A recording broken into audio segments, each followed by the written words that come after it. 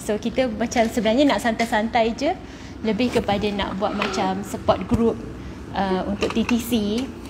So kita kalau ada apa-apa nak tanya, just tanya. Kalau ada apa-apa yang kita rasa nak tanya from couple point of view especially, so kita nak dengar lah juga daripada Puan Wan Najihah dengan Encik Mukarram dari segi pengalaman mereka.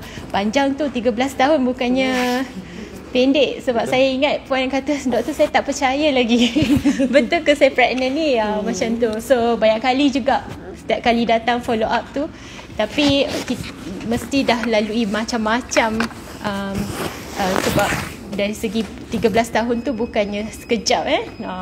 So maybe kita start dengan, kita minta Puan dengan Encik perkenalkan diri dulu kan, and then daripada situ kita tanya-tanya. Okay, bismillahirrahmanirrahim. Assalamualaikum kawan-kawan lah, saya panggil kawan-kawan sebab kami pernah berada di tempat tuan-tuan puan-puan semua. Nama saya Mukarram. Saya berasal daripada Sabah dan kami sekarang menetap di Bandar Sarjana Putra lah. Okey, bismillahirrahmanirrahim. Assalamualaikum warahmatullahi wabarakatuh. Saya Najihah. Dah kahwin berapa tahun? Kita orang dah berkahwin daripada tahun 2009. So sampailah tahun 2020 baru jumpa dengan doktor. Rasanya hujung 2019 kot. Jumpa dengan doktor masa tu. So tanya, macam mana doktor ni? Saya nak start macam ni. Nak kena kuruskan badan ke dulu ke? Sebabnya pergi beberapa tempat doktor suggest suruh turunkan berat badan dulu kan. Doktor Salihah cakap tak apa, kita proceed je. So alhamdulillah lah. Tu je lah kot. Okay, so agak-agaknya bila tu yang betul-betul lepas berumah tangga tu, yang Puan dengan Encik rasa okay, kita nak kena start somewhere? Okay, actually saya boleh kata mungkin semua pasangan dia akan lalui proses macam kami ni, iaitu pada ketika kita mulakan kehidupan berumah tangga tu, of course kita dengan gaji tak berapa. So pada ketika itu, pada awal tempoh perkahwinan tu, kami buat kerja sampai 3-4 kerja.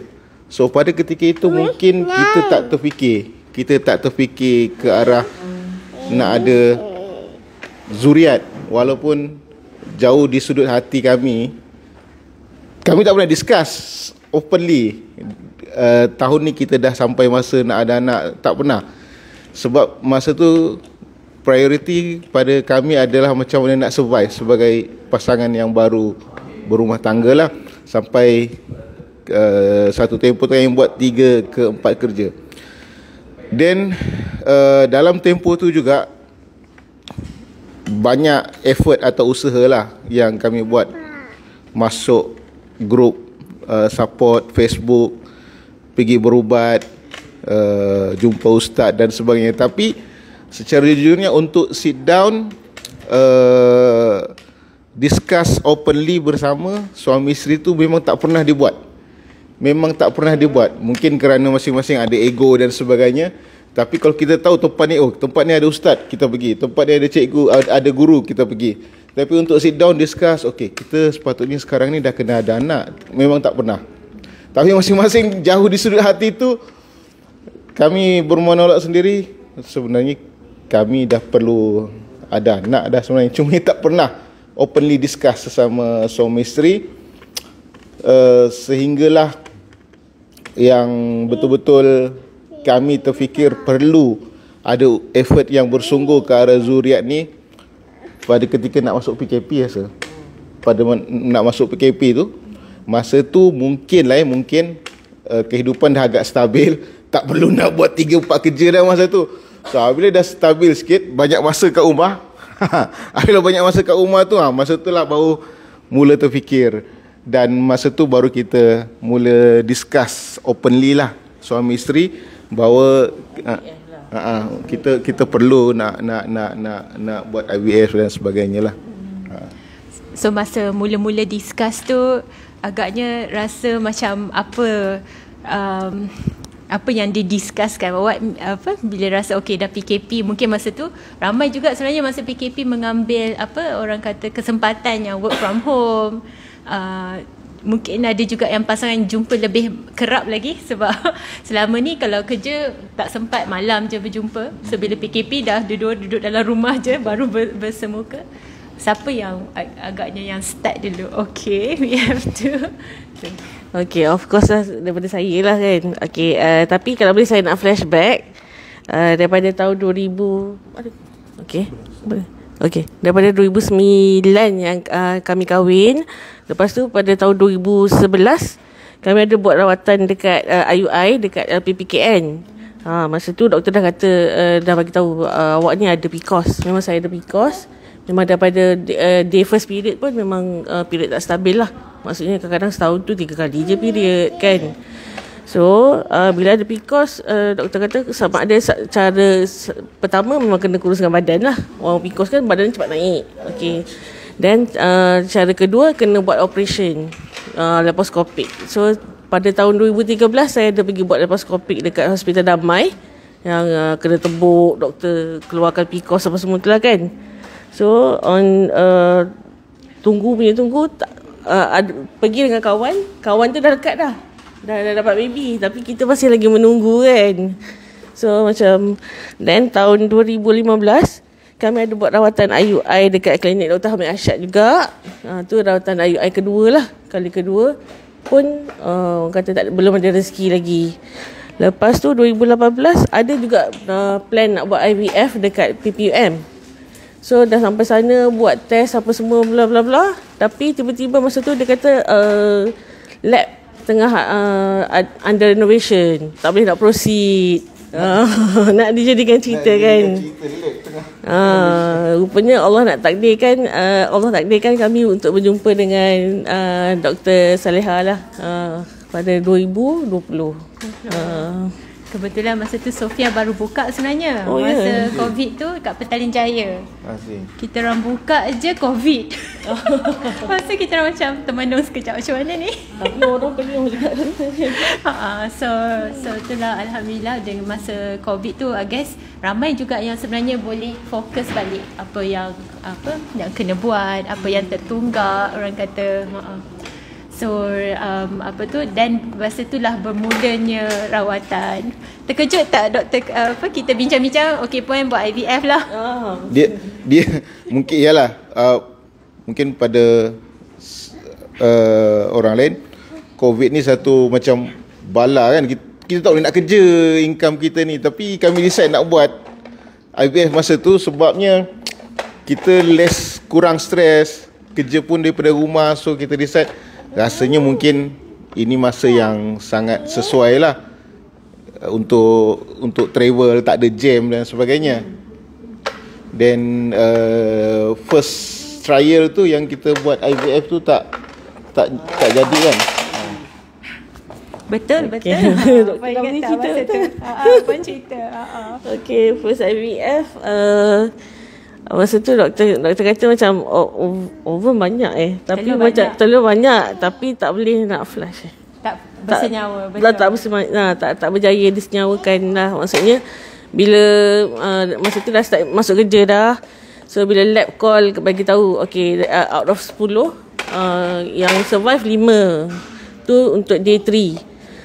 Lepas tu dia kata kita monitor dan tengok day 5 macam mana. Daripada sehari ke sehari tunggu tu masa tu macam Allah berdebarnya ya Allah subhanallah kan. Sampailah hari ke-7 kalau saya lab call kata 1 je yang survive. Tu pun grade yang low lah kan doktor kan.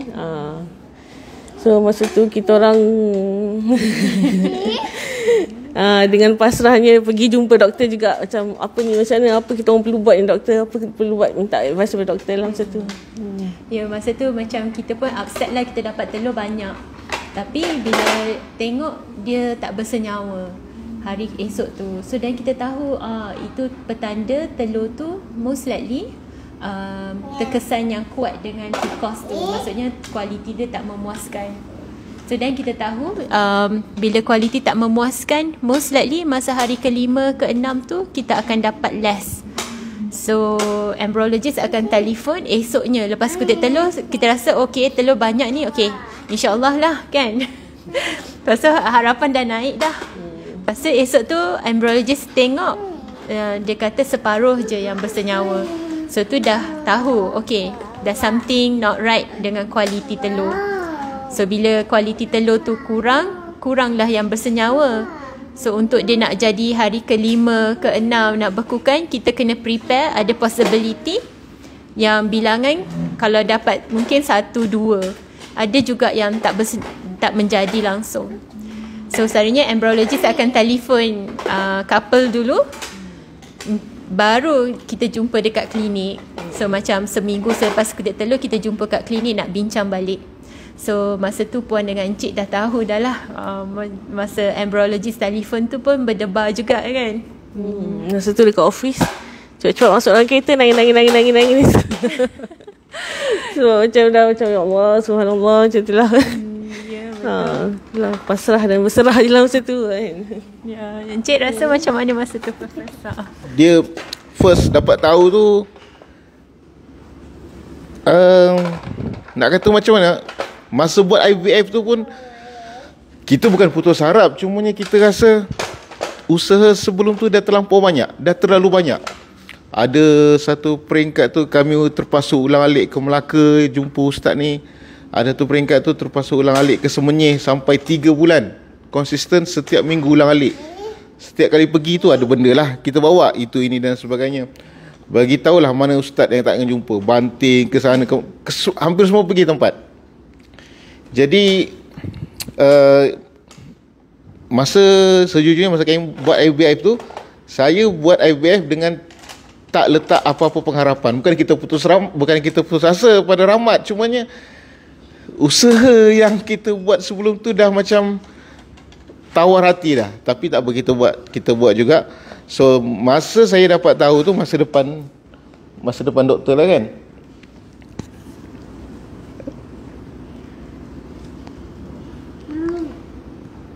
Saya rasa terkejut kan dengan report, bekas kita punya pengharapan tu dah tinggi dah sebab telur dah banyak. Rasa boleh pula tu telur tu tak bersenyawa kan. Kita punya harapan duit dah habis dah ni.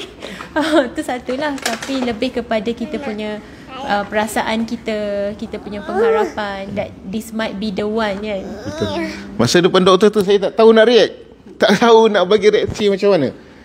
Nak kata terkejut, nak kata suka, nak kata gembira, nak kata tak tahu nak bagi reaksi. Tapi yalah, mungkin masa tu rezeki kan. So, yalah, alhamdulillah lah, apa yang kita tunggu dan apa yang kita perjuangkan selama ni memberi hasil lah. Seingat saya encik tak banyak cakap. Betul. Saya masih ingat feeling tu sampai sekarang. Saya tak boleh gambarkan sampai sekarang. So masa tu saya pun tak tahu macam mana nak cakap. Bila orang tak cakap, kita tak tahu nak cakap kat mana, nak belok ke mana kan. Paling kurang kita kata apa, encik okey macam tu, okey ke encik, ada nak apa nak tanya, macam tu je lah. Tapi nak pusing, nak cerita lagi, nak minta keluarkan lagi apa yang rasa masa tu susah juga. Sebab masa tu puan pun dah diam kan, masa first IVF tu. Lepas tu bila kita fikir-fikir, kita bila dah ada satu blastosis tu, kita boleh transfer yang tu. Tapi masa tu kita bincang juga kalau puan encik nak try sekali lagi. Sebab first time tu kita tak pasti sama ada itu yang terbaik, protokol tu yang terbaik. Dan bila first time lalui, baru kita tahu okey, untuk puan dan encik mungkin macam ni cara dia. Sebab kita macam ada banyak protokol. Kita pakai first line dulu. First line majority boleh respon baik. So ada juga yang betul. So dalam 5 hingga 10% yang perlukan redefine, tukar ubat, tukar dos. So itu yang maksudnya kita nak cakap pun puan mungkin nak consider tak buat sekali lagi tu pun berat juga sebenarnya. Bayangkan harapan tu dah jatuh, lepas tu suruh buat sekali lagi. Maksudnya dengan kos yang sama. Dan yang pernah, maksudnya untuk first cycle tu kita keluarkan dah sebanyak tu dan kena keluarkan another cost yang amount yang sama dengan maksudnya doktor dah bagi tahu dah explain. IVF ni 25% je doktor. Chances untuk kata berjaya lah. Maksudnya dalam 100 orang yang buat tu hanya 25 orang je yang berjaya kan. So lepas doktor bagi tahu minta kita orang balik bincang, discuss nak proceed ke tak kan. Dan kita decide untuk proceed lagi lah untuk second cycle. So the first cycle tu dengan second cycle tu pun rasa macam mana? Ada tak banyak dari segi expectation, rasa segi perasaan, rasa dah tahu what to expect semua kan? Macam first cycle tu lebih relax lah saya rasa. Sebab masa tu dah mula orang kata berdamai dengan hati sendiri kan. Apa-apa kalau Allah bagi ada rezeki, insya-Allah ada. Kita cuba tenangkan diri lah. Kalau tak ada rezeki juga macam cubalah cara lain lagi. Mungkin ada cara yang lain lagi kan. Okay. So alhamdulillah second cycle much better daripada first cycle. Tapi puan ingat tak masa nak kutip telur tu, lepas kutip telur tu perut tu rasa sebab telur banyak kan. Masa tu memang doktor pun naikkan dos ubat, then memang bloated teruk lah, macam tu, rasa macam sebu je perut kan. Tapi alhamdulillah lah. Sebab untuk PCOS telur dia banyak. Bila telur banyak, hormon tinggi, so dia rasa macam bloated dia teramat lebih. Sebab that's why the first cycle tu kita tak bagi dos tinggi sangat, sebab kita takut nanti terlapau bloated pula. So dan tapi tengok telur dia jual mahal betul. Telur dia nak rangsangan yang lebih tinggi, so terpaksalah naikkan dos. Dan second cycle tu baru nampak respon lebih baik. Tapi bloated lebih kuat lah. Itulah. Then okay, apa lagi nak cerita? Masa tu lepas tu macam ni. Masa tu puan rasa bila bloated tu tengah bloated tunggu tu apa yang puan buat? Masa tu buat apa okay, bloated. Saya lagi macam cuba ni lah, jangan buat kerja-kerja berat kan. Lepas tu makan pun cuba jagalah, jangan ambil yang makanan pedas-pedas ke apa ke. Dan cuba relax je lah. Masa dari segi injection tu siapa yang cocok? Wow. Saya takut nak cucuk diri sendiri. So ada tak apa-apa yang cik buat macam mana tu? Saya buat injection tu kalau boleh nak ulang balik tu memang, walaupun kita yang buat, bukan kita yang kena. Kalau boleh nak ulang balik tu memang kisah kita tengok dia punya, ialah dia punya, dia yang kena hadap setiap malam tu kan. Kita yang buat pun tak sampai hati nak buat, apalagi dia yang kena menanggung benda tu kan. Tapi kita faham sebab ini proses kan, kena buat jugalah. So kalau cocok tu, bila nak cocok tu sama-sama readykan barang-barang. Readykan barang, ambil gambar, selfie dulu. Ada momen-momen yang disimpan. Of course ada.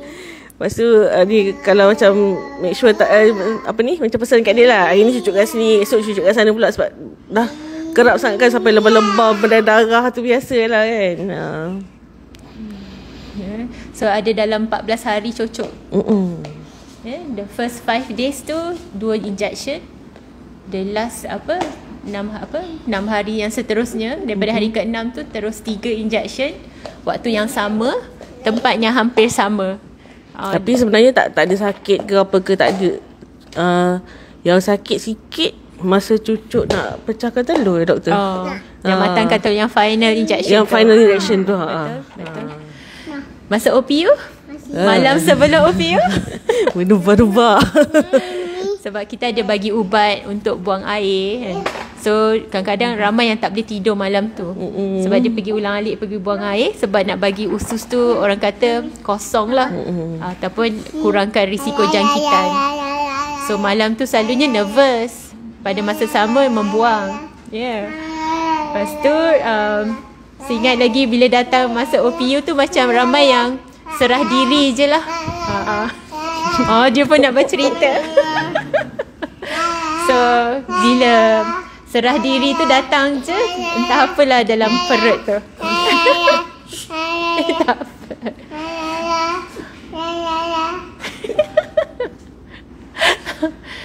So sekarang ni dah lain lah. Setiap hari semua dia lah yang bos kan. Nak pergi mana-mana pun dah tak boleh macam dulu lagi. Dia sampai sekarang ni lah, kalau sebab dia ada makcik belah wife dia selalu mengusik. Dia kata kan, nak sangat anak kan, ambil.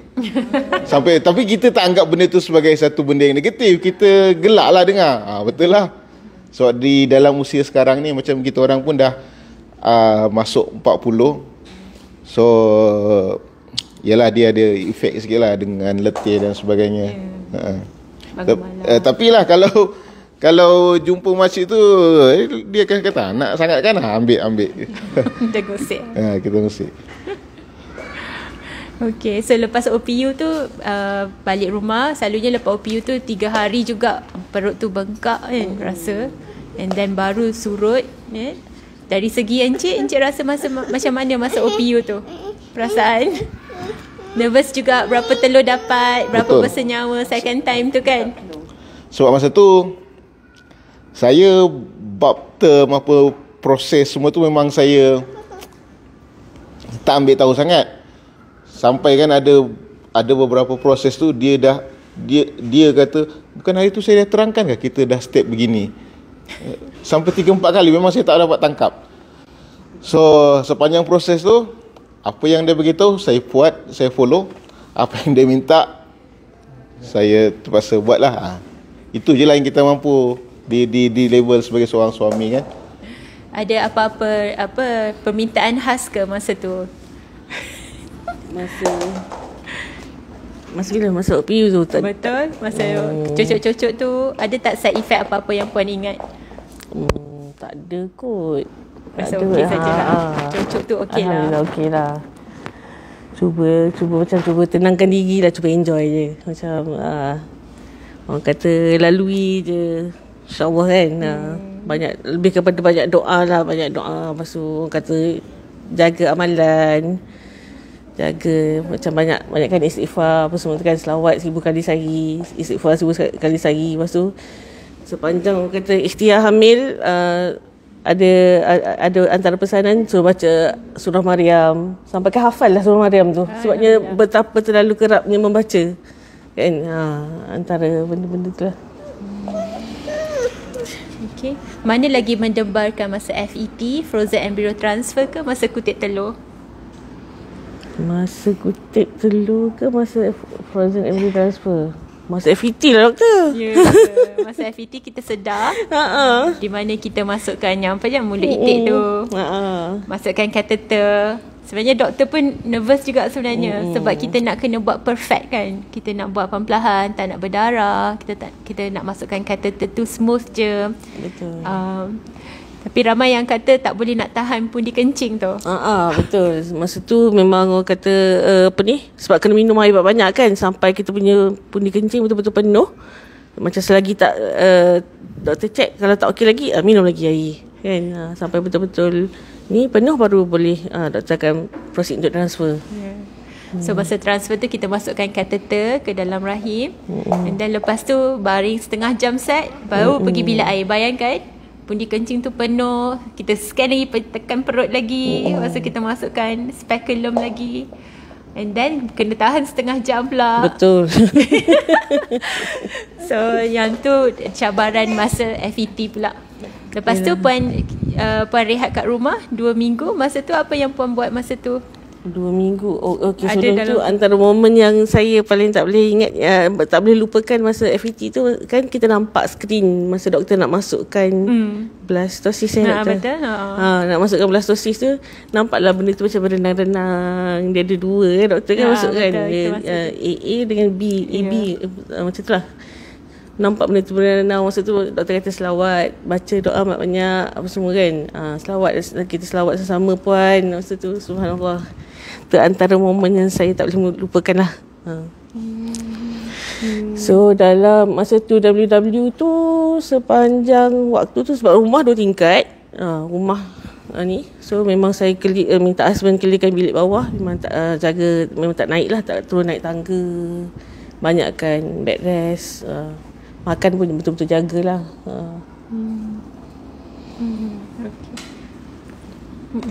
So masa dalam 2 minggu tu puan tak masak? Tak masak. Tak ada vacuum kan? Tak ada. Tak ada tukar-tukar lansir.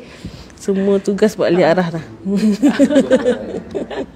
So ya betul. And then okay, so kalau ada apa-apa nak tanya soalan daripada tetamu kita di sini dan juga di online, boleh juga tanya sambil-sambil tu. So masa tu Encik yang masak ke ataupun ada arrangement lain, makanan khas? Yang of course pada ketika itu banyak beli luar lah. Cumanya yang saya ingat, momen kami buat IVF tu, kita tak personally saya tak terasa benda tu berat, sebab pada masa yang sama kami ada kawan buat IVF juga, Khairul Zainal. Dia buat dengan doktor juga. Oh ya. Yeah. So dan kami kebetulan kawan dah lama, so dalam proses itu banyaklah kita share dengan ni.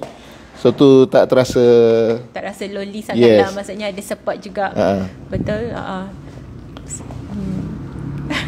So 2 minggu tu duduk kat house arrest. Ramai yang kata tak bangun daripada katil, baring saja, sampai memang very very limited bergerak. Betul. So macam mana puan buat tu? Betul ke puan memang betul-betul duduk kat bawah, dah tak naik tangga dah? Memang tak naik tangga dah, tak buat kerja rumah apa-apa.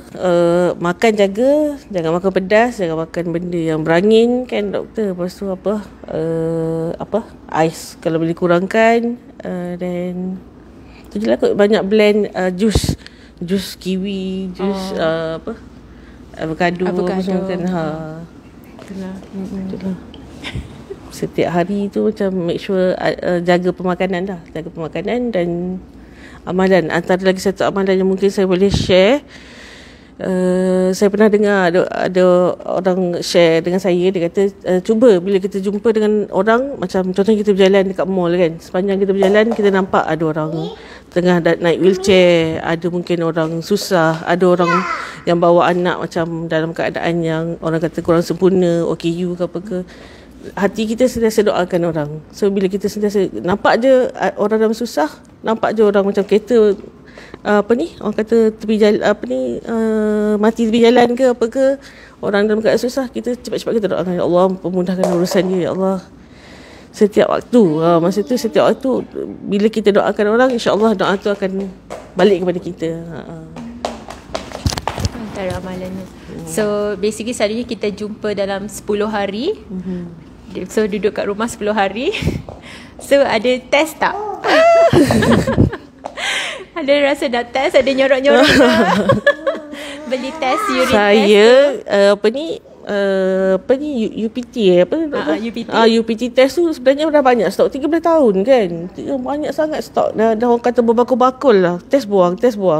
Sampai satu tahap bila nak pergi X-ray ke apa ke, doktor kata you better test UPT dulu. Tak nak, doktor tak payahlah, X-ray je lah saya, tak apa kan, macam tu kan. So dah banyak. Saya cuba test, ambil apa yang ada kat rumah tu je lah, cuba test. Cepat je naik, first time kot. Terus naik double line masa tu hari ke 9-10 gitu. Okay. So betul ke ni? Lepas tu check UPT tu expired rupanya. Lepas tu tak nak bagi tahu dia, takut macam nanti kan dia macam mengharap pula kan, betul ke ni kan. Call adik, minta dia pergi beli yang clear blue tu kan. Beli yang tu alhamdulillah lah. Sampai ke sudah saya tak inform dia, sampai dah depan doktor. Oh ya Allah. Saya tak tahu. Depan doktor tu baru saya tahu. Encik tak syak-syak ke? Tak. Lain je isteri saya ni. So surprise lah untuk Encik. Depan doktor tu lah first time tahu. Lepas tu macam mana dapat tahu keputusan dekat klinik tu? Macam hari tu apa perasaan masa tengah drive? So dia dah tahu, dia dah bocor, soalan bocor. Untuk Encik, So on the way pergi jumpa doktor tu memang saya tak tahu langsung, sedangkan dia dah tahu dah. Saya tak tahu langsung dan saya tak expect apa-apa langsung. So habis depan doktor sendiri buat announcement, saya tu kata saya tak tahu nak kata apa. Nak kata terkejut, nak kata suka, nak kata gembira, nak kata sedih, terharu. Semua berkumpul perasaan tu dalam satu masa. Then dapat consultation sikit, bayar ni, masuk kereta tu baru saya kata, wife aku mengandung. Bayang berapa minit tu kan, lepas dah tahu depan doktor, bayar ubat dan sebagainya, ni sampai depan kereta tu baru saya sedar, wife aku mengandung. So yalah, alhamdulillah. Itu dalam kereta lah baru start menangis. Depan doktor tahu adik nak menangis. Pun diam je. Kata Encik ni happy ke tak ni? Cover. So lepas tu pun bagi tahu sebenarnya saya dah check. Lepas tu masa Encik tak kata kenapa tak beritahu saya. Macam tu.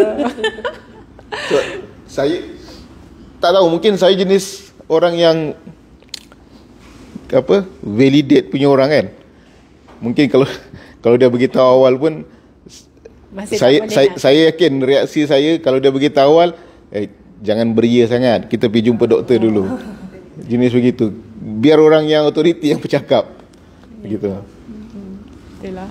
Lagipun lagi orang kata benda tu confirm bila dah doktor kan, doktor akan ambil darah untuk check paras hormon tu. So result tu yang tepat tu daripada result darah tu. Yelah.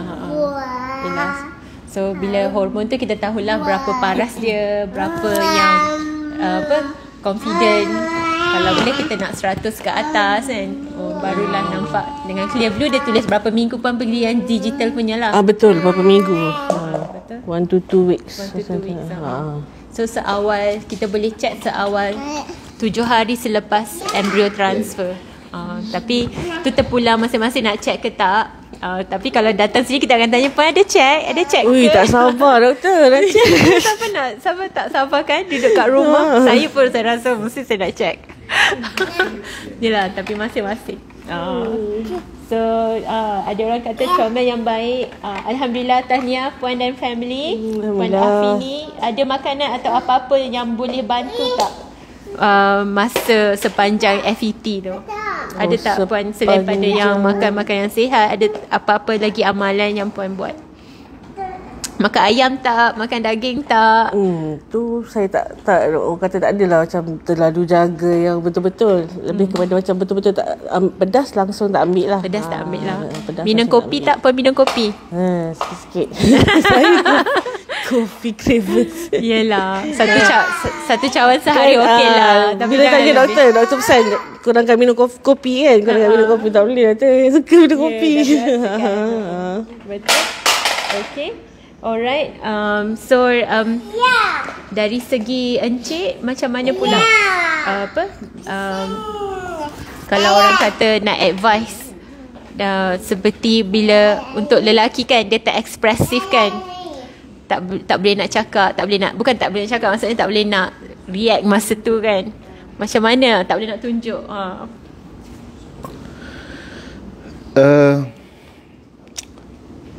Of course, laki dia ada ego dia sendiri kan. Dia ada ego dia sendiri. Sebenarnya kalau nak kata anak, laki macam mana pun pasti hujung jawapan dia nak anak. Jadi untuk sepanjang proses ni, saya serahkan semua pada wife saya. Ada ketika tu kata, okay, kita sekarang ni kita kena buat begini, kita kena follow ustaz ni punya arahan, ajaran. Okay, saya buat 2-3 bulan tak ada result, okay, kita stop, kita rehat dulu, nanti kita cari lain. Saya follow. Dan ialah ada beberapa macam PPOM, doktor ni semua saya follow. Di fikiran saya satu, yang lebih faham pasal badan dia, pasal keadaan dia adalah dia. Saya sebagai suami, yalah kita kena usaha dari segi kewangan tu lah. Dan yang pertama, yang kedua, mental tu lah. Sebab masa nak kena cucuk perut setiap hari tu, itu antara momen yang saya rasa saya sendiri tak mampu nak lalui sebenarnya. Saya sendiri tak mampu nak lalui. Dan selepas dapat result tu, yelah, tak boleh nak kata apa dah doktor, perasaan tu. Tak boleh nak express lagi. Tak boleh nak express lagi. So bila yang betul-betul digest rasa okay, Alhamdulillah semuanya. Mesti ada rasa nanti kita kena scan dulu, nanti kita tengok dulu jantung baby kan. In fact, ada satu momen tu yang masa kita dekat hospital tu, yang doktor kata apa, scan tak nampak apa lah. Oh, nasal bone, mesin nasal bone. Masa 12 weeks. Oh, 12 minggu. Masa minggu ke-12 bila pergi check, dia macam detail scan kan, scan masa tu doktor kata missing nasal bone, maksudnya tak ada tulang baby, tak ada tulang hidung. So kalau macam tu dia ada potential syndrome. Ada potential syndrome. So doktor masa tu kita orang dekat Andorra, doktor suggest pergi jumpa pakar dekat PPUM. So sepanjang masa tu macam tu antara orang kata paling depressed, critical. Sampai macam tak boleh tidur malam sebab duk fikir keadaan baby kan. Dan doktor dekat PPM suggestkan untuk ambil air ketuban. Cara ambil air ketuban tu memang dia akan cucuk pakai jarum dalam keadaan kita sedar. Dekat perut. So dia akan ambil sampel dan dia akan hantar ke lab. Selama berapa, sebulan lebih kot. Tu betapa panjangnya masa tu subhanallah. Dan sepanjang masa tu memang every time check scan memang tak nampak nasal bone. Nasal bone apa, hidung punya. Okey. So buat air ketuban tu lah, buat check air ketuban tu. Alhamdulillah result tu okey, tapi rupanya bila keluar rupanya ikut hidung ni. Itulah. Tu ada okey je tu. Tapi masa tu macam betul-betul menangis setiap masa. Sampai kan macam kita ingat je sebab kita mengharap dah lama kan. Tiba-tiba macam Alhamdulillah Allah bagi. Tapi kalau boleh kita naklah dalam keadaan yang sempurna kan. Tiba-tiba dapat, kalau betul dapat yang sindrom, ambil masa lah untuk terima balik kan. Untuk macam stresnya tak habis lagi kan. Dia dah first trimester kan, nak masuk second trimester. Betul. Okay. So Alhamdulillah. So ada apa-apa nak tanya Pak Amira? Saya Najwa. Cerita yang first IVF pun dapat 10 telur. Yang jadi dah selesai First. First. Itulah bila tanya doktor, macam mana doktor, perlu ke kami proceed untuk transfer? Jawapan doktor kata sebab dia grade yang tak okey, kalau possibilities untuk lekat satu, maksud kalau lekat tak tahu baby tu okey ke tak. So kalau tak jadi, awak akan ambil masa lama untuk nak bangun balik kan, dah masuk dah pregnant ataupun tak lekat langsung kan. Better doktor suggest kan terus buat second cycle. So kita follow lah apa yang doktor suggest. Kalau doktor boleh explain part tu. Ya betul, sebab bila grade tu rendah, kita takut kalau kita letak satu tu, kita tahu batch tu tak berapa memuaskan. Daripada 10 tu 5 bahasa nyawa. So kita dah tahu there's something wrong dengan cohort telur tu. I mean kalau kita masuk yang satu tu, kita takut lambat nak kayuh balik sebab ada isu lain macam biological clock juga kan, kita nak percepatkan. So ada tak cara lain kita try sekali lagi tengok whether kita dapat better grade, yang ni kita cuba letak 2. So hari tu kita letak 2 terus kan. Tapi satu berjadi kan. Alhamdulillah. Macam tu lah. Umur masa mula IVF 37. So daripada 37, 38, 39 Alhamdulillah dapat pregnant. So panjang jugalah jenis IVF tu sebab 2 cycle kan. Dia tanggal first dengan second cycle. Terus immediate kan, doktor kan Dalam 2 bulan macam tu. maksudnya tak ada tunggu lama lah. Kita orang just follow je. Doktor cakap apa? Doktor kata AA lah, doktor kata BB lah. Macam itulah. Sebab doktor lagi pakar kan. Ada apa supplement lain? Masa start IVF, bila tanya advice daripada doktor kata stop dulu apa-apa suplemen yang ambil kat luar kan. Tu pun saya follow jugalah. Memang tak ambil. Ambil apa sebab yang masuk IVF pun ubat pun dah Banyak dah. itulah. Satu pinggan dah. Satu pinggan. Dah macam jajan Macam jajan. Kalau jajan kau sedap tak apa. So betul. Sebenarnya kita pun risau juga. Even second batch pun kita tak tahu respon tu better or is it worse kan. Sebab kita ni ada cohort. So 1 bulan tu 1 batch telur kita rangsang. Kita tak tahu batch tu okey ke tak. So itu yang berlaku lah. So itu isunya. So kita gamble lah sebenarnya. Betul. Subhanallah. Rasa macam mimpi je ya. Yelah doktor. Dah gitu. Macam tak percaya. Sampai sekarang bila duduk je dengan dia kan. Betul ke ni? Macam percaya tak percaya. Masa tengok double line tu pun macam tak tahu nak nangis ke, nak happy ke, nak senyum pun tak. Macam blur gitu je. Tak tahu, subhanallah. Lepas tu duduk baru macam ada datangnya happy tu kan. Masa first time tengok tu sebab tak pernah. Macam bila kadang-kadang kita tanya kawan-kawan kan, ada yang dah kahwin 10 tahun tapi dah beberapa kali pregnant dan mungkin tak lekat, tak ada rezeki lekat.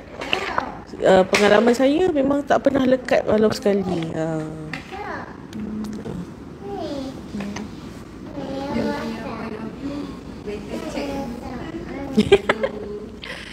Tunggu dah. Macam mana? Setiap orang berbeza sama ada nak check UPT ke tak. So isunya ialah macam mana kita nak handle kalau result tu tak seperti apa yang kita harapkan. Betul. So bila saya tanya couple, ramai-ramai kata at least dia ready. Dia dah masa hari tu baru nak tahu apa orang kata result tu.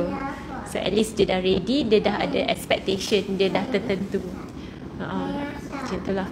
Tapi ada juga yang tak nak buat supaya dia nak tengok level tu berapa. Sebab takut tak boleh nak handle. So ada apa-apa nasihat tak dari segi puan, segi encik kepada couple-couple yang mungkin baru nak start journey ataupun tengah dalam perjalanan mereka? Yalah, sebab kami pernah lalu tempat tuan-tuan perempuan. Dia yang paling utama mental lah. Mental jangan koyak lah. Macam saya mungkin family sebelah wife dia tak pressure sangat family sebelah wife tak pressure sangat. Dia banyak pressure daripada family saya. So itulah. Kalau kita dah dapat pressure, lepas tu kita dah mula koyak, perjalanan tu memang akan terganggu lah. Paling utama pada saya mental kena ready lah. Mental jangan koyak. Itu yang mustahak sekali.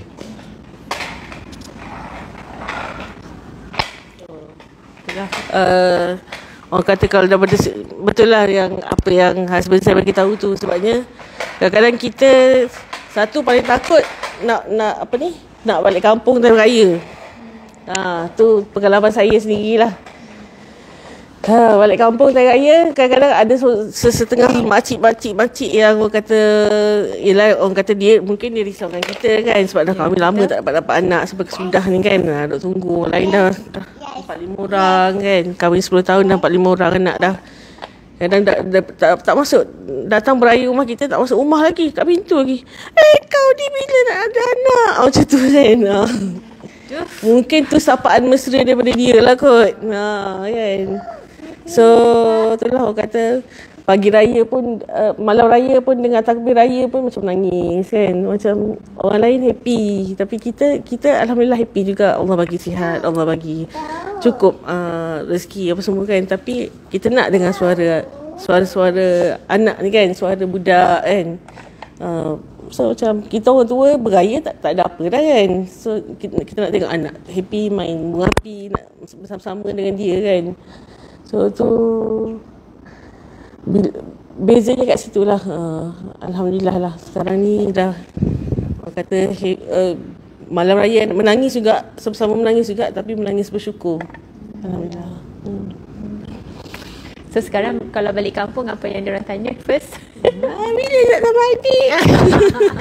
Tak habis-habis tau orang akan tanya. So bila lagi? Macam tu lah. So kalau memang itu antara yang paling stressful sebenarnya. Ada juga couple yang 10 tahun tak balik kampung, sebab memang raya tak balik, memang duduk sini sebab tak boleh nak tahan.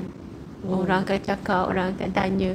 So memang pressure tu teramat-amat sebenarnya. Kita rasa macam simple je orang luar, tapi untuk couple tersendiri tu memang terasa sangat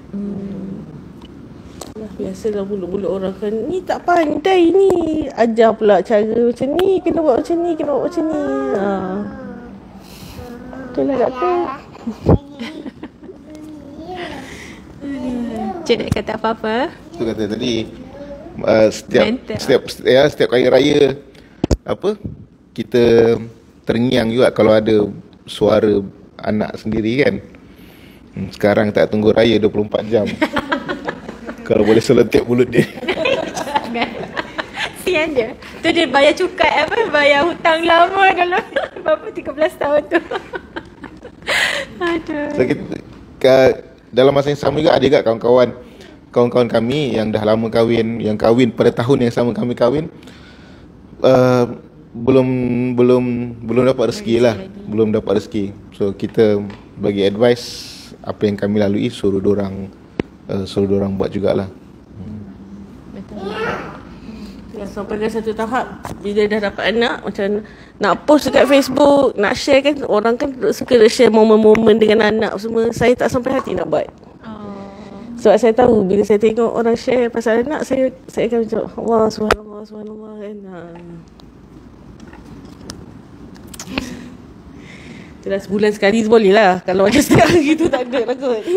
Setiap kali tak ada langsung. Macam tu lah. Yelah. Okay, ada apa-apa siapa nak tanya soalan? So ada juga yang tanya daripada Puan Syazal Sahira, masa buat IUI dulu ada tak telur yang matang? Masa buat IUI ada dia macam masa buat IUI actually ada telur yang matang, tapi doktor tengok masa tu keadaan telur okey baru dia masukkan sperm. Sperm tu pun sperm yang dipilih yang dah betul-betul elok kan. So itulah, ada yang okey tapi tak ada rezeki lagi. Maksudnya respon lah telur tu ya. Ya betul. Okey.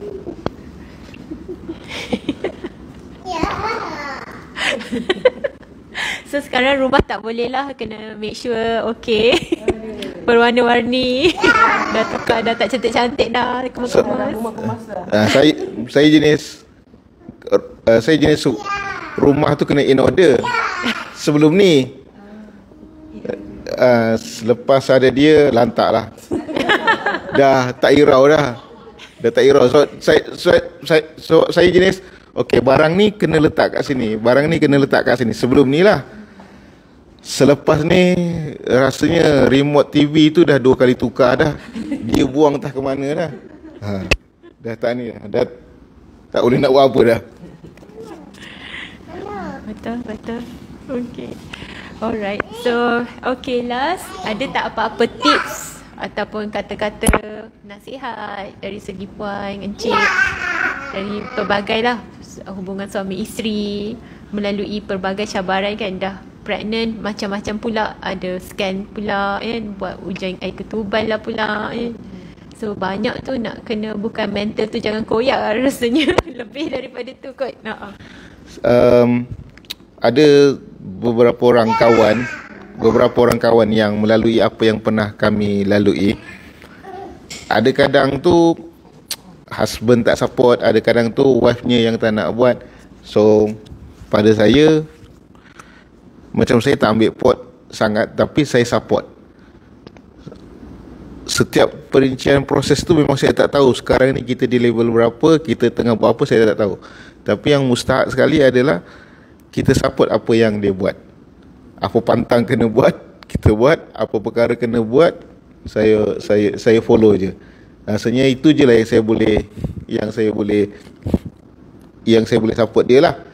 Sampai yang masa second attempt tu, dia tanya saya, boleh tak kita proceed? Saya tanya dia balik, kalau ini yang awak nak, the rest tu serahkan pada saya untuk settle. Kalau betul kalau ini yang awak nak, awak tak perlu risau, kat belakang tu saya selesaikan. Yang penting awak jalani, kat depan tu awak kena jalani lah. So penting untuk suami ataupun isteri saling support lah dalam journey ni.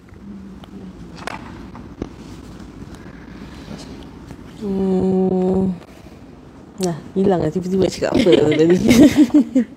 Okey, yang tak ada apa, maksudnya yang last kali, apa-apa harapan kita, orang kata secanggih mana sih cara perubatan semua, kita kena ingat apa-apa semua tu daripada Allah kan. Jangan lupa, jangan putus harap dengan Allah.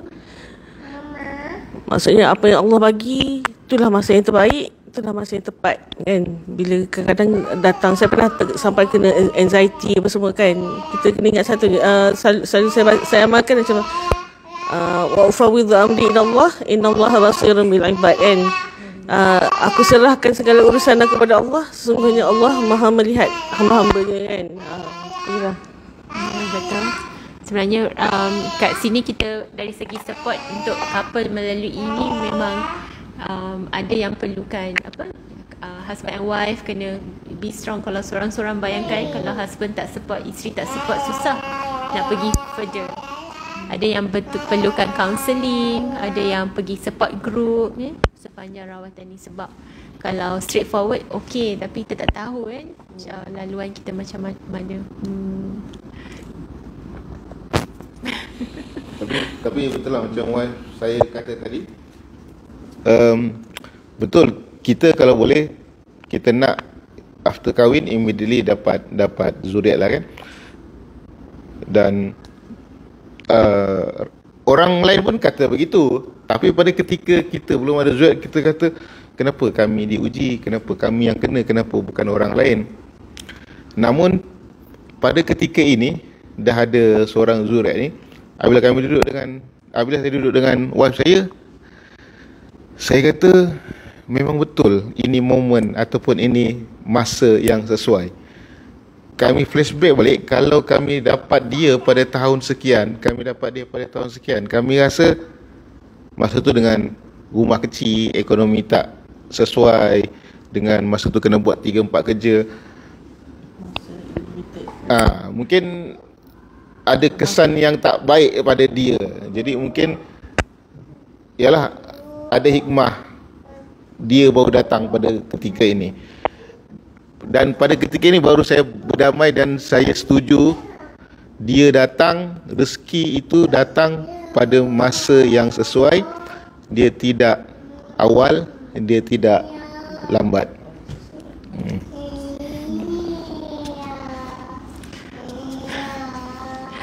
So betul tu, sometimes kita tanya kenapalah kita, sebab sebenarnya tak ada siapa yang rasa bila kita kahwin tu kita akan ada masalah fertility. So kita ingat kita kahwin, terus je kita ingat nak dapatkan zuriat semua. Tapi tak adalah lama sangat kan. So tapi mungkin Tuhan tu ada dia punya plan, dia ada perancangan dia. Sebenarnya benda-benda ni akan buatkan kita rasa lebih percaya tu, lebih tahap yang lebih tinggi. So itu antara yang buatkan ramai bila reflect balik kata, oh, we got it at the right time. Kalau dulu mungkin macam ni, kalau dulu maybe we are not ready, kita tak matang lagi kan, nak handle bukan senang juga. So tapi yalah, itu antaranya. Yelah, kena start, orang kata get ready, nak kena berjaga malam kan, start pergi kerja, kepala macam tu kan. Betul tak betul kan, buat kerja kan. So mungkin kalau sebelum-sebelum ni dengan kerja shift, saya sebelum ni kerja shift tu kata, sekarang dah masuk office hour. So ada benda-benda lah yang ni lah masa terbaik doktor. Sekarang dia kena bertolak kerja awal kan, kena bertolak. So, sampai kadang-kadang benda tu jadi bahan komedi tau. Dia kena bertolak kerja awal dengan kepala tintong pening dan sebagainya. Saya boleh katakan dia, kau nak anak kan? Kau nak anak sangat kan? Benda tu gurau kasar, tapi dia betul-betul lucu lah pada kami. Kadang-kadang kalau macam dia ni, dia jenis puting susu dia tu dia Gigit. Seminggu je tahan. Oh ya. Seminggu je tahan. Lepas tu kalau saya start membebel, dia pula balas balik. Nak sangat kan.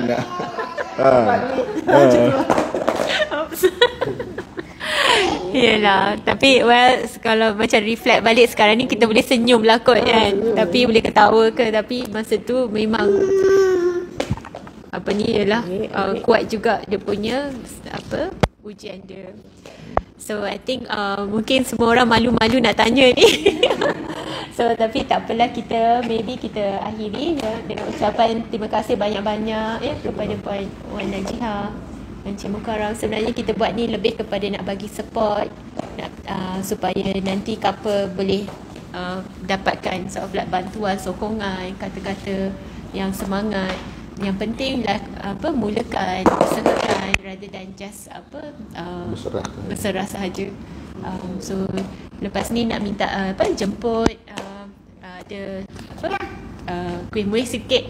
So mungkin masa tu ramai nak tanya-tanya lagi kan, kalau nak tanya depan-depan ni malu. So dan daripada situ kita akhiri majlis kita dengan ucapan ribuan terima kasih pada semua dapat luangkan masa.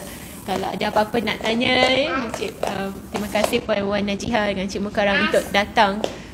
Sebab kita nak tahu daripada feedback couple macam mana dia lalui. Macam doktor senaja, cocok 2 kali dua cocok. Ni kena lagi ni, telur tak matang lagi, kena cocok lagi, tambah lagi kan. So dari segi couple kat rumah macam mana cocok semua kita tak tahu. Daripada situlah yang kita nak minta datang bagi feedback. Okay, sekian saja. Terima kasih. Assalamualaikum warahmatullahi wabarakatuh. Terima kasih, Dok. Terima kasih. Alright.